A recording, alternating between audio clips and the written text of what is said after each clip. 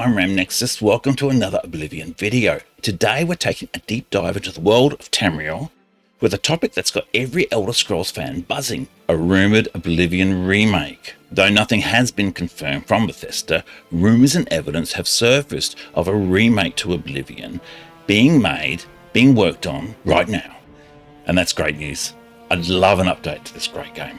Imagine experiencing Oblivion with modern graphics, improved combat and updated gameplay mechanics. Of course, there's a risk that a remake could lose some of Oblivion's original charm.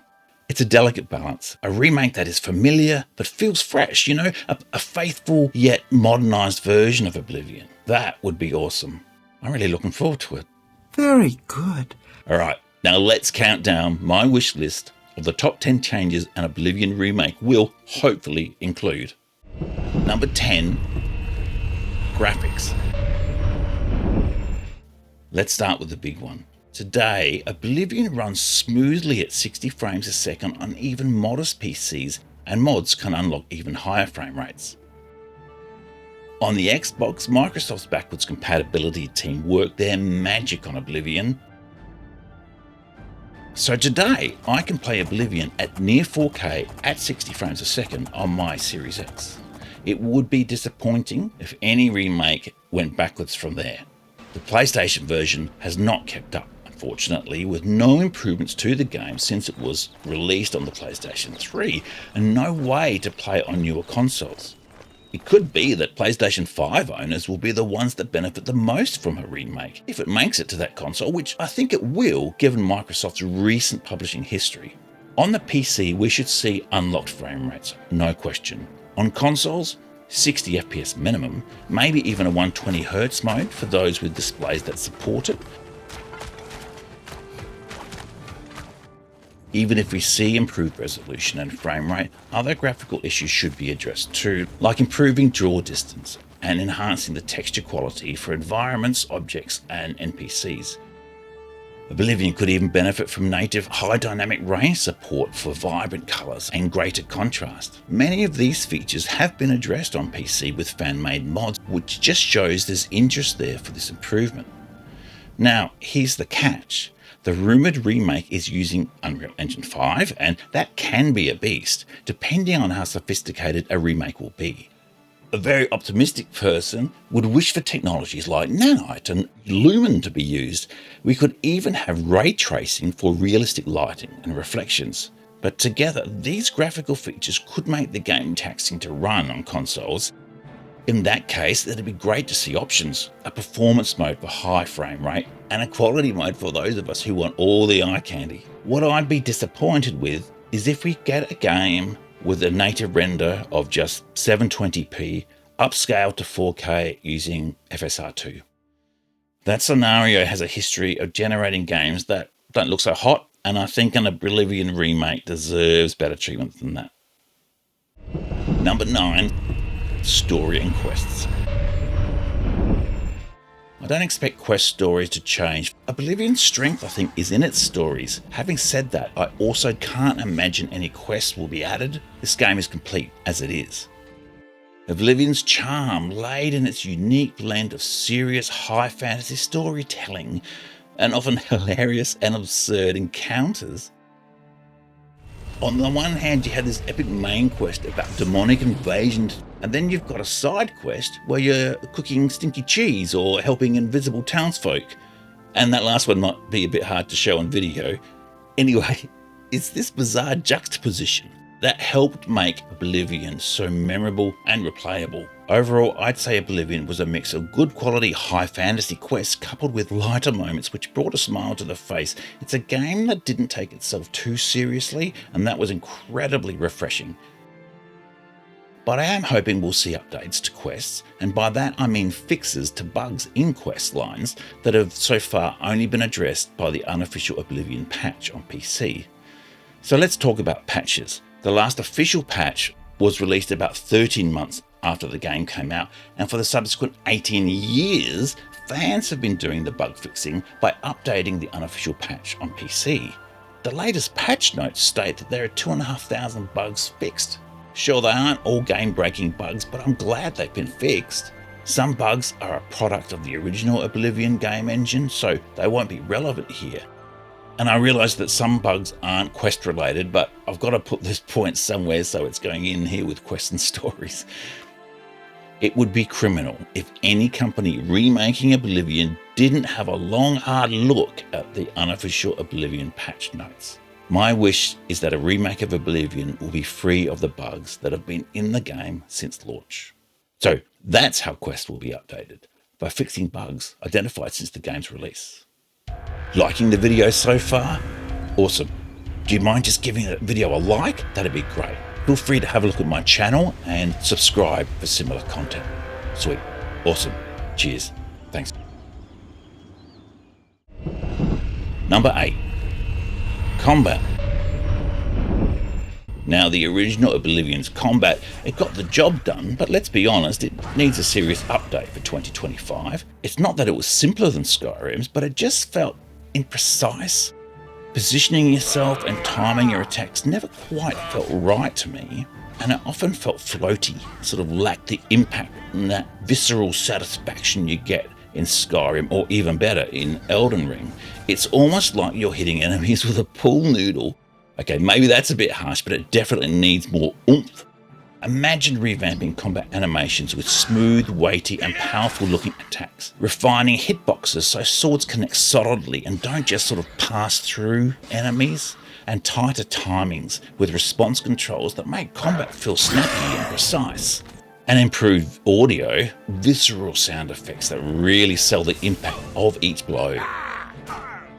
These changes would make a huge difference, giving us that satisfying thud we crave in modern RPG combat. Now, Oblivion did have some cool combat features. I did especially like how you could unlock different power attacks as your weapon skills increased. Disarming, knocking down, paralyzing, those were awesome. But I hope to see more unarmed options. Make hand-to-hand combat a truly viable build option here, perhaps with a few items similar to Skyrim's Fist and Fist gauntlets. Ultimately, the key will be to make combat feel visceral and rewarding, not clunky and frustrating. Number 7, character leveling. Okay, let's talk about something that really needs fixing in an Oblivion remake, the leveling system. Because let's face it, the original was kind of a mess. It was well intended, but here's the deal. Oblivion had this weird system where your skills increased with use, which sounded good on paper, right? But the problem was some skills leveled way faster than others, and some skills were more important for developing a strong endgame character. So you ended up having to min-max like crazy to avoid being underpowered by the end of the game. I found this super frustrating. The game encouraged you to explore and experiment to create a unique character, but then the leveling system almost seemed to punish you for doing that. If you didn't follow a specific optimal build, you'd hit these massive difficulty spikes and get crushed by high-level enemies. It wasn't fun. It also discouraged experimentation with different playstyles. For me, it kind of ruined the sense of freedom and exploration that Oblivion is supposed to be all about. So what would I like to see changed in a remake? Rebalanced skills and attributes to ensure all skills are viable and they can all contribute meaningfully to your character's progression. Give us more interesting choices on how we develop our characters so they can be powerful and ready to take on the tougher enemies when we get to higher levels. As a side note, I predict gender-specific attribute bonuses will be removed for a remaster.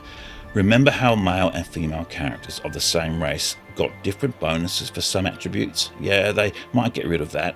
Oblivion and Elder Scrolls Online don't have that, so it wouldn't surprise me to see it go. It's not something we see much in today's games. So that's not a complaint, by the way, it's just what I predict Bethesda will do. Okay, so imagine this. You defeat a tough enemy, gain a level, and feel a genuine sense of accomplishment. You invest your points in skills that fit your playstyle, and then you see your character becoming more powerful and capable. That's the kind of leveling system I'd love to see in an Oblivion remake. Perhaps I'm overstating it. Did you have issues with the leveling system? What changes would you like to see in a remake? Number 6, enemy level scaling. Alright, let's talk about another biggie for the Oblivion remake, enemy level scaling. I'm just warming up, you pathetic worm. The idea was that by having enemies scale with your level, the game would always stay challenging, but in practice, it created a bunch of problems. First off, it really messed with your sense of progression. You never felt like you were really getting stronger because the enemies were keeping pace with you.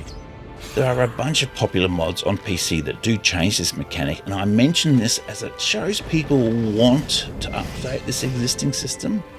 It did make combat a real slog. But it wasn't just about the difficulty, it also broke the game's immersion. Seeing bandits decked out in powerful armor just felt wrong. It made the world feel artificial, like it was bending over backwards to accommodate my level. Now, I'm not saying all level scaling is bad. Games like Skyrim and Fallout 4 did it much better. They found a good balance between giving you freedom to explore and making you feel like you're actually getting stronger. I found it interesting that in Oblivion you begin the game in the middle of the map, and from there you can go pretty much anywhere, but in both Skyrim and Fallout 4 you begin at the edge of the map, and their open worlds were designed that you'll explore your way to the other side of the map, and if you rushed it, you'd end up face to face with a dragon priest or a deathclaw. So what's the solution for an Oblivion remake? Well, I think they need to take a page from those games. Maybe have some areas with fixed enemy levels so you could really feel the impact of your character's growth, and even in areas with scaling, make sure the scaling is more gradual and less punishing. Number 5, player and NPC models. Okay, we got to talk about Oblivion's NPCs, or as I like to think of them, the potato people of Tamriel. Even with all the amazing upgrades we've seen to Oblivion's frame rate and resolution, there's one thing that reminds us it's an old game: those character models, especially the faces. The faces in Oblivion, while ambitious for the time, don't hold up so well today.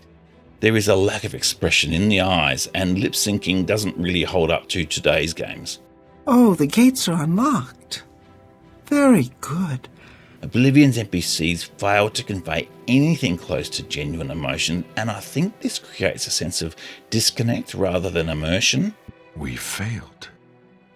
This is further compounded by character movements. They can appear stiff and unrealistic by today's standards. Even basic actions like walking can look wooden. The PC modding community has again addressed some of these issues with improved character overhauls. Sure, these popular mods are just for PC, but they show the potential for more believable and expressive NPCs in Oblivion. I think an increased variety of faces is needed as well. Sure, by now we're used to many NPCs all sounding the same. What is your wish? What is your wish? But they don't need to all look the same too. While appreciating Oblivion for what it is, I'm excited to consider how a remake could revitalise its NPCs. Improved character models would significantly enhance the sense of immersion, so my wish is that these poor folks of Cyrodiil get the makeover they deserve. Number 4, the Lockpick and Persuasion minigames. I hope the Persuasion and Lockpick minigames are improved or replaced or removed. I've always found the Persuasion minigame confusing and unintuitive. To be honest, I gave up on it a while ago. I see what they were trying to do. The goal was to provide a role-playing friendly persuasion mechanic, but it turned natural conversation into a puzzle. It was too abstract. The connection between the wheel segments, facial expressions and dialogue wasn't always obvious. It wasn't always clear. Make it quick. For it to work, required an ability to read their facial expressions correctly, which, as I've just said earlier, was not always easy. It could also feel like a chore, especially if I had to repeat it. Thankfully, it was largely optional, since bribes or spells could often raise an NPC's disposition anyway. Stop talking. The lockpicking minigame was a frustrating lockpick mechanic. There are a lot of locked chests and coffers in the game, and especially at low levels, I really wanted to get what was inside them. But since my security skill was normally low, it was a long and frustrating process to unlock these things. I also found myself running out of lockpicks too. The popularity of the skeleton key, a reward for completing Nocturnal's Daedric quest, is an indication of how poorly received the lockpick mechanic was. The key would never break, so you would just spam the auto attempt button until the lock opened. I'd be happy to see the lockpick minigame from Skyrim and Fallout used, so even that's not perfect, but it is a significant improvement, I think. Just keep the auto attempt button, please, that'd be great. Number 3, user interface and controls. I'd love to see a reworked menu and interface. Oblivion's user interface is certainly memorable. It's this old school, almost medieval looking book design with pages you flip through, kind of like Fallout's Pip-Boy with a more fantasy vibe. This is a tough one though. The menus are clunky by today's standards, but they're also so Oblivion, like it's almost a defining feature of the game. But this user interface definitely had its quirks. PC players weren't thrilled with it at launch because it felt much like a console interface ported to PC. But the good news is there are some fantastic user interface overhauls on PC that show how much more user-friendly the menu system can be. They streamline the menus, provide more information at a glance, and generally improve the overall experience. Another thing I'd like to see in a remake is full controller support on PC. Oblivion was clearly designed with controllers in mind, but at launch you could only play with a mouse and keyboard on PC. Thankfully, mods have fixed that, but native support would be fantastic. Overall, Oblivion's user interface is a bit of a mixed bag. It has its charm, but it's definitely showing its age. With some modernization and better controller support, it could be even better in a potential remake. Number 2, things I hope are kept. I'm being a bit cheeky, and for number 2, I'm including some things I don't want to see changed. The first is friendly fast travel. More friendly fast travel from the get-go. Yeah. Unlike Skyrim, Oblivion allowed you to travel between cities without having to visit them first. So once free of the Imperial City sewers, you could, if you want, just travel straight to Joffrey to continue the main quest. However, I think it's a testament to the game that I often didn't do that. I would just spend my time exploring the world before I continued the main quest. I'd also like to see the Radiant AI system retained. Oblivion's Radiant AI system was promoted hard when the game was released. It had the goals of making NPCs act in a more dynamic and natural way, with regular sleep-wake cycles and daily routines. The aim was to have NPCs behave in a bit more of a believable manner. NPCs were given schedules to follow, but instead of just following a set script, they would dynamically choose actions based on their needs, like hunger, sleep, and work. The environment and the player's actions also had an impact. Each NPC had stats like aggression and responsibility and confidence, which each influenced their decision-making. The Radiant AI system made the game feel more alive for me, more believable and lived in. Unfortunately, it was toned down for Skyrim, but I'd hope it remains as it is for a remake. And quirks. Of course, we can't talk about Oblivion without mentioning its quirks. I've heard others say that the imperfections help make Oblivion so endearing. I'm not sure about that myself. We don't play Oblivion because of its jankiness. There's no problem, is there?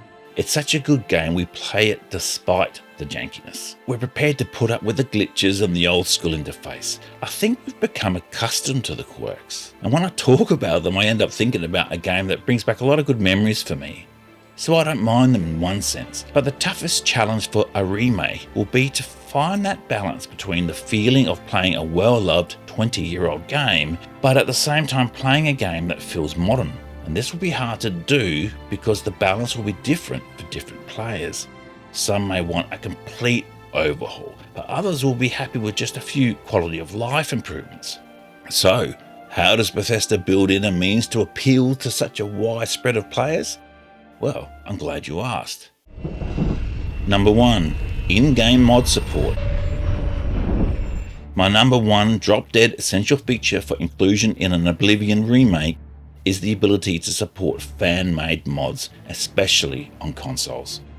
One of the best parts of Skyrim and Fallout 4 on PlayStation and Xbox is the fact that they support fan-made mods. This is almost unheard of in console games, but the results can be amazing. I've done a bunch of videos on mods in these games and on these systems, and I'm always really impressed with how they look. Mod support would be fantastic. Bethesda has a history of it. I'm hoping they can do it again.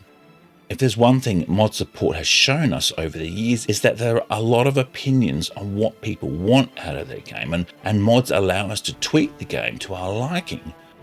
Mod support also increases the longevity of the game, as you are able to play a replay of Oblivion with a different look, with different combat mechanics, and maybe even companions. Adding mod support to Oblivion on consoles would be awesome. That's why it's my #1 wish for inclusion in a remake. Whether you're a long-time fan or a curious newcomer, Oblivion is an RPG worth experiencing. It's a game that has stood the test of time thanks to its unique blend of epic storytelling, quality humor, and engaging quests. And with the potential of a remake on the horizon, the future of Oblivion looks brighter than ever. I personally can't wait. Okay, thanks for watching. Be sure to let me know in the comments of your wish list for an Oblivion remake. As always, don't forget to like and subscribe for more content like this. Cheers, Ramnexus out.